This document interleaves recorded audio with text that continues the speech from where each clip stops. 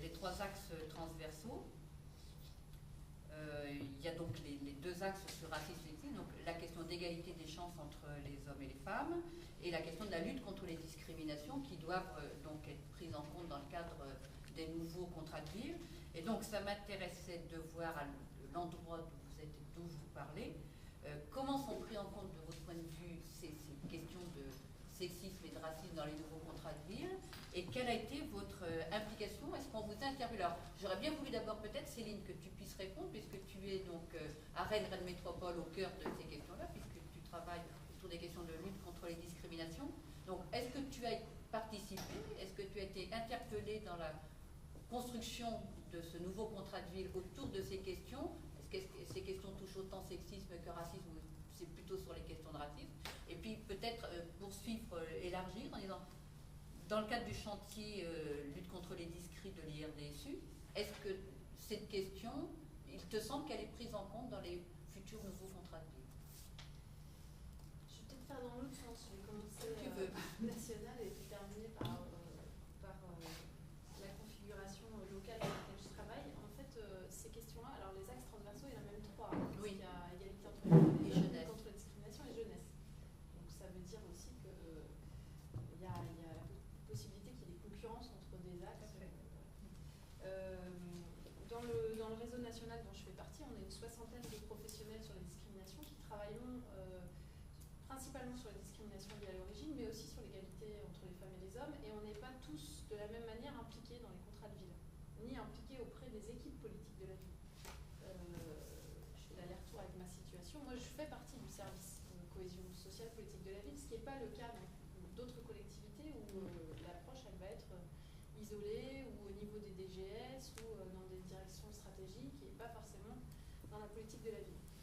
Donc ça joue beaucoup sur la prise en compte de ces questions dans les nouveaux contrats de ville, le fait que les pilotes de cette action publique lutte contre les discriminations soient ou pas à l'endroit de la politique de la ville. Donc, déjà, il y a cette configuration-là qui est assez inégale sur les territoires. Donc le postulat de base de dire que ça va se fondre automatiquement parce qu'on dit que c'est obligatoire de traiter ces questions dans le contrat de ville, il se heurte un peu à la réalité des organisations, des collectivités sur les territoires. Donc cette configuration-là, elle est inégale, donc la prise en main de cette question, elle est inégale sur le territoire. Il y a aussi qu'il y a des chargés de mission qui travaillent sur les questions de discrimination, comme je disais, liées à l'origine exclusivement, d'autres exclusivement sur les questions d'égalité femmes-hommes, et qu'entre les deux, parfois, le travail ne se fait pas forcément, parce qu'il peut y avoir, ce qu'on disait, des formes de concurrence, à la fois de sectorisation de l'action publique. On a tous un peu des précarés avec des méthodes de travail différentes, mais il y a aussi une résonance dans de ces concurrences-là sur le terrain, avec des militantismes associatifs qui parfois se contredisent. Très récemment, je réponds en même temps à ta deuxième question, mais très récemment, vous avez dû suivre un appel féministe qui s'appelle « Laissez les filles tranquilles », qui fait grand débat dans la communauté féministe, qui appelle à l'abrogation de la loi 2004 sur le port du voile. Ces questions-là, avec des grands noms du féminisme, Christine Delphi par exemple, ces questions-là, on les reçoit aussi, parce que nous, on travaille avec des associations, et qu'on travaille dans cet environnement politique aussi. Donc, créer la jonction entre deux univers militants et le traduire dans de l'action publique, c'est pas toujours évident. Après, par rapport à la prise en compte dans les contrats de ville, moi, Jean-Philippe complétera sans doute, mais ce qui est réel, c'est que dans les textes, les mots sont forts. Donc, oui, c'est ce que tu disais en introduction, et je l'ai renoté, c'est-à-dire que si on se réfère au cadre de référence, et faire écho à la pièce de théâtre, on lit le rapport de Pascal Blanchard sur la nécessaire prise en compte de l'histoire et de la mémoire des quartiers populaires et des populations immigrées dans la politique de la ville, on se dit, ah bah tiens, la réforme, elle a vraiment pris en compte cette question de discrimination parce qu'elle reconnaît que les populations subissent des inégalités sociales et économiques, mais qu'elles subissent encore plus des inégalités du fait de leur origine, alors réelle ou supposée, là, suivant la catégorisation qu'on faisait juste avant. Et le problème, c'est que ce cadre-là, il est aussi approprié de manière totalement différente, puisque il y a des configurations politiques locales différentes. Nous, dans notre réseau, on a des collectivités qui sont à gauche, à droite,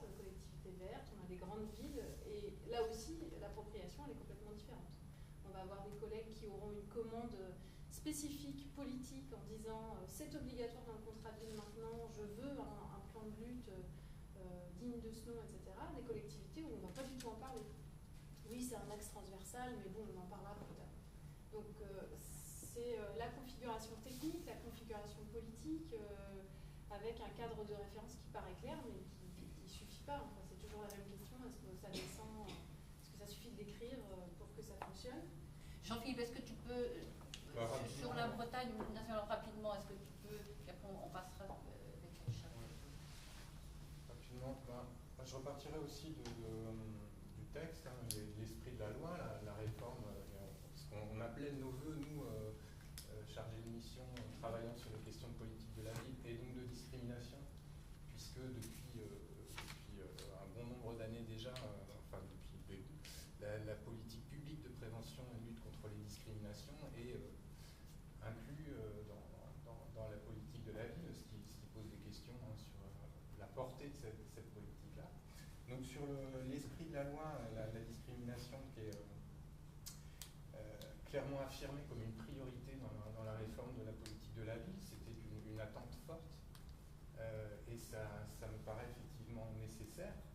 Maintenant, de l'écart qu'il peut y avoir entre les intentions, la volonté affirmée, affichée, de faire prendre en compte la question des discriminations et la réalité de la prise en compte dans les contrats de ville. Moi, à ce stade, je dois avouer que par rapport à la génération précédente des contrats de ville qu'on appelait des contrats urbains de cohésion sociale, j'ai le sentiment qu'on n'est pas sorti de cette ornière, oui, qui fait que ça reste une question connexe, annexe, voire anecdotique ou mineure. On va peut-être passer sur... Non, Aïcha, peut-être tu peux, sur ces questions-là, voir au niveau de la coordination, s'il y a une réflexion de ce qui s'en dit sur cette question-là, et puis localement sur Nantes, parce que c'était en lien avec ce que disait Céline. Donc, son service, c'est dans la mission cohésion sociale qui fait le contrat de ville. Toi, tu suis plus sur la ville de Nantes, en tant que CID aussi, les questions de mise en place. Tu as participé aussi à l'élaboration du contrat de ville. Mais je crois que la mission lutte contre les discriminations n'est pas directement liée à la mission contrat de ville. Est-ce que ça a des influences de ton point de vue ou pas? En fait, ça a des influences dans le cadre des nouvelles orientations du contrat de ville, puisque cohésion sociale, pour nous, c'est la mission cité qui gère toute la politique de la ville sur les quartiers au travers des équipes de quartier et tout. Et à côté, on a une mission qui s'appelle mission égalité des chances, et je l'appelle la mission intégration pour faire péjoratif et plus court, parce que même l'intitulé, cette année, ils ont rajouté handicap et égalité homme-femme. Là où j'ai été frappé dans le cadre du contrat de ville et que je vous rejoins, c'est que là, l'enjeu transversal lutte contre les discriminations, l'État, comme Nantes Métropole et la ville, n'en ont pas fait un enjeu majeur de la politique de la ville.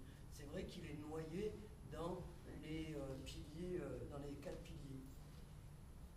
Quand on en a parlé, quand on a collaboré, en tout cas sur la coécriture, nous on voulait mettre ça plus en avant, puisque nous on estimait que c'était noyé. Et puis là je parle vraiment du point de vue associatif et engagé sur les quartiers populaires, plutôt de parler de l'égalité et pas des luttes contre les discriminations, parce que quand il s'agit des quartiers populaires, dans le cadre de la politique de la ville, on sait très bien de qui on parle et de quoi on parle. En tout cas, nous, dans les quartiers, on sait de qui on parle et de quoi on parle. Supposé ou vécu. Supposé ou vécu. Et du coup, on a essayé d'imposer une manière de faire et de plutôt appuyer sur l'égalité et lutte contre les discriminations. Ok. Mais c'est vraiment pas des grosses discussions qu'on a. Aujourd'hui, je pense que même à Nantes, et je le dis ouvertement, et j'ai ma liberté de parole à ce niveau-là, je pense qu'à Nantes, sur ces questions-là, on est encore un peu dans le déni. On lutte contre les discriminations, mais on fait beaucoup de saupoudrage, beaucoup de petites actions, mais pas vraiment de cohérence entre tout ce qui peut se faire de façon institutionnelle comme de façon associative. Non, moi, juste pour rajouter sur le plan de lutte, parce qu'avec Nantes Métropole, on est en train de travailler à l'échelle de la métropole un plan de lutte contre les discriminations, mais la difficulté, c'est après, bien évidemment, d'en faire une réalité. Et ne serait-ce que dans les échanges, dans les discussions, on n'est pas d'accord sur les termes, de la manière dont on voit les choses, de la manière dont on regarde les choses et la manière dont on dit les choses. Et je pense que faut appeler un chat, et que quand il y a du racisme, ben, il faut le dire, on donnait souvent l'exemple en Loire-Atlantique, les plaintes contre racisme et discrimination, en Loire-Atlantique 2014, c'est 10 plaintes. Et une qui a abouti parce qu'un jeune black s'est fait virer d'une discothèque. Donc les 9 autres, voilà. Donc c'est aussi compliqué Donc il faut qu'on puisse mettre les mots là où ils sont, mais je pense que l'institution, sur cette thématique-là, je pense qu'elle n'est pas encore prête à franchir une étape pour pouvoir lutter concrètement contre le racisme et les discriminations avec les gens qui le vivent au quotidien. Mais quand c'est des gens qui pensent à la place des discriminés, c'est compliqué de pouvoir faire de véritables politiques publiques et de décliner ça en action, en ce qu'on veut. La discrimination positive, bah, peut-être ça c'est bien, machin et tout, on nous a ramené ça après les violences de novembre 2005, la Zouzbégag, après avec le plan. On a eu pas mal de choses depuis des années sur les quartiers, mais quand on voit le résultat aujourd'hui, même dans ma ville qui est à Nantes, et franchement il y a 20 ans je ne pensais pas que ma ville allait évoluer de cette manière-là, et elle évolue en tout cas dans les quartiers de façon très négative. Parce que le repli sur soi, le repli communautaire, qu'on appelle plus identitaire, après il y a plein de choses, et quand on voit qu'il y a plein d'acteurs, pas de cohérence d'intervention, et surtout pas de cohésion d'intervention. Et voilà, il y a la fédération, il y a l'institution, il y a... Aujourd'hui, je ne dis pas que le CID c'est une grosse association, on a un centre de ressources, et en parlant de représentation, on est considéré comme une petite association. Donc il y a tout un travail d'articulation à faire entre tous les acteurs pour vraiment, véritablement lutter contre les discriminations. Jean-Philippe Huguet, puis après je... Oui, juste non, mais sur les termes qu'on emploie, mais sous un autre angle peut-être, mais quand on travaille sur ces questions-là, on s'interroge souvent sur la manière d'amener les choses. Parler discrimination, c'est d'emblée négatif. Et lorsque on discute avec quelqu'un de l'éducation nationale, par exemple, au hasard, et qu'on commence à expliquer qu'est-ce qu'on entend par là, c'est quoi une action de lutte contre les discriminations, qu'est-ce qu'on attend de vous, éducation nationale, avec un terme négatif comme ça, on est tout de suite suspecté d'être accusateur, culpabilisateur. Et moi, je suis convaincu que ça pénalise. Ça pénalise l'action. Alors à un moment donné, il faut appeler un chat et dire ce que la discrimination, ce que c'est un délit, que traitement juridique, bon, il a beau pas être très opérant, opérationnel, il a le mérite d'exister quand même et d'être malgré tout un recours. Mais si on est plus sur une démarche pédagogique, alors l'entrée égalité, bien sûr, est plus porteuse. C'est pas forcément toujours un plus que la question des discriminations soit liée à la politique de la ville. C'est même pas un plus. Tout à fait, parce que c'est pas une question de banlieue. Non.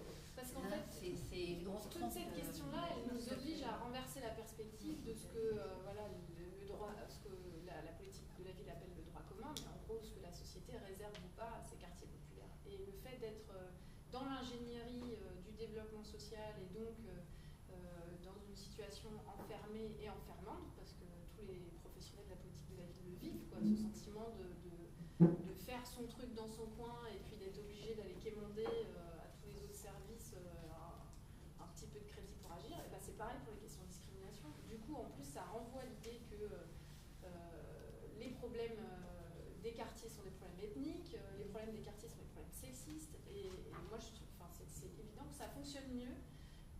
On va dire que ceux qui sont les plus performants, entre guillemets, c'est pas un terme que j'aime trop, mais en tout cas qui agissent sur les questions de discrimination avec des défauts, avec plein de choses. Je pense à des villes comme Villeurbanne qui était arrivée première du classement du CRAN sur les villes engagées contre le racisme. La mission contre la discrimination discrimination, elle est au niveau du DGSE. Donc là, elle n'a aucun problème pour dire CLSPD, vous intégrez l'accès aux droits pour les victimes de discrimination, politique de la ville, il va falloir que vous fassiez un contrat digne de ce nom, etc. Et c'est vrai que ce positionnement-là, il est essentiel. Parce que c'est vrai que ça renvoie à la question de quel projet global on a. Je veux dire, la question des banlieues n'a pas à être traitée de façon différente. C'est un peu toutes les questions qu'on a pu débattre dans la question du droit commun. Qui peut... Dans le premier temps, moi je voulais peut-être répondre un peu à sa question sur est-ce que la taille de la ville joue un rôle très important dans la prise en compte ou non. Enfin, il y a des questions organisationnelles qui sont très importantes, ça c'est certain. Maintenant, je suis convaincu que c'est pas... La question première, c'est quand même celle de savoir est-ce qu'on peut voir la réalité des discriminations. Est-ce qu'on a les lunettes qui nous permettent de décrypter les situations et de voir, peut-être pas la discrimination, est-ce qu'on a déjà vu une discrimination, non, mais d'être capable d'identifier les logiques et les préjugés qui sont à l'œuvre dans les décisions qui sont prises.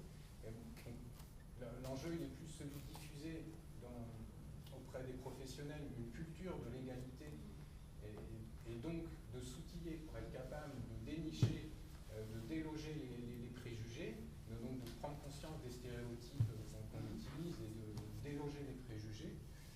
Et donc là, effectivement, on est plus sur le versant de la prévention, mais je n'oppose pas les deux, prévention et lutte. Finalement, si dans les structures professionnelles, on est capable de diffuser cette culture, on est à la fois dans la prévention et dans la lutte, puisqu'automatiquement, oui, l'étape suivante, c'est de mettre en place des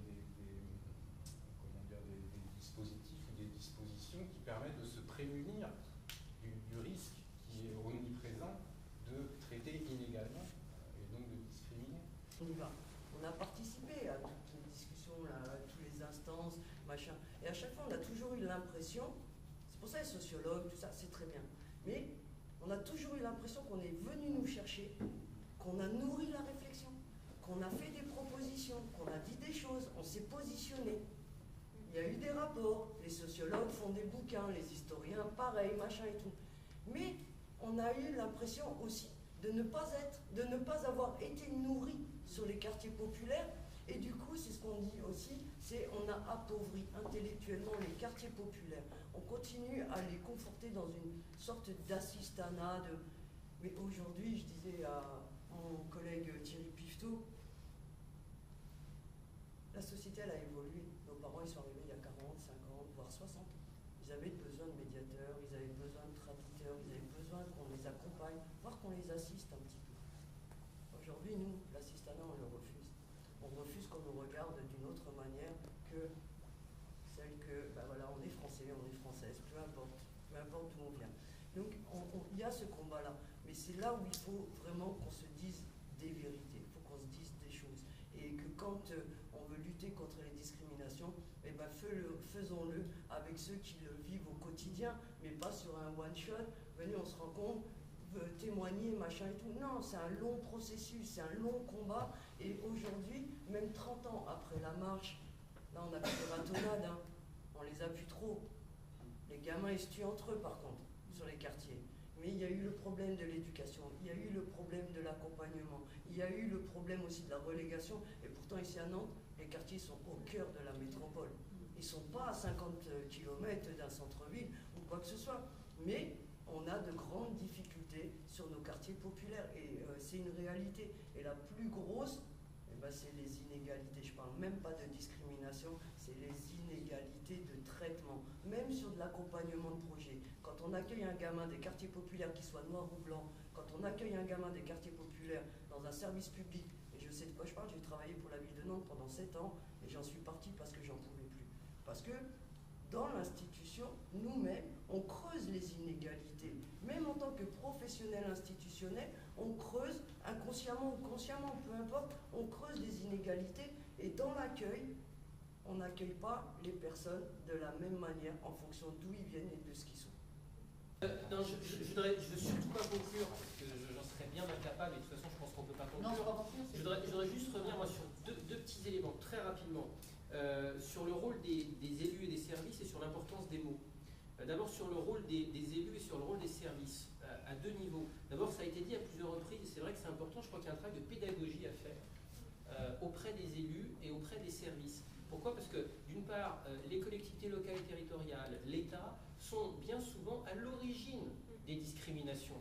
Donc, il faut aussi, non pas commencer par là, mais il faut aussi prendre en compte et pas simplement voir de l'extérieur. Et le deuxième élément sur les élus et les services, ça permettrait également de faire passer ce qu'on appelle des résultats contre-intuitifs.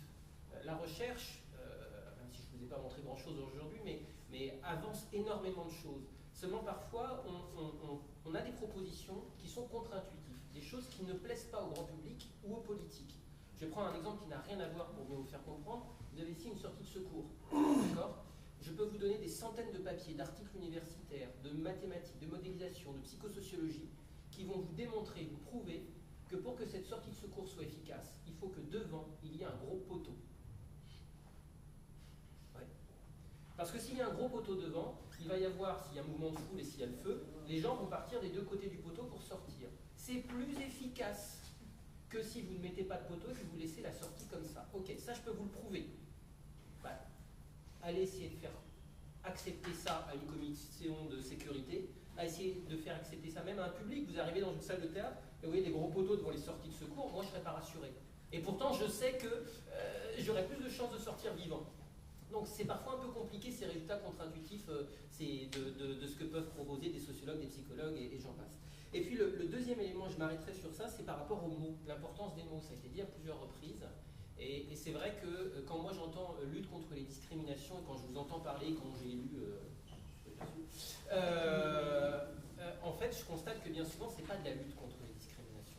C'est un effet collatéral de lutter contre la discrimination. Mais bien souvent ce qui est proposé dans la politique de la ville, dans la cohésion sociale, c'est de la lutte contre quoi?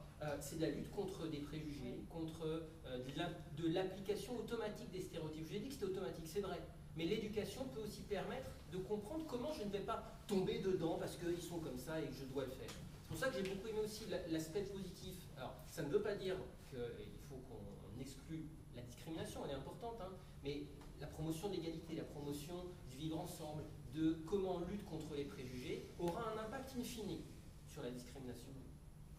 Donc il faut peut-être que chacun aussi soit peut-être à son niveau, c'est-à-dire que c'est peut-être à l'État de lutter contre les discriminations avec des règles juridiques, des normes, des lois, oui très bien.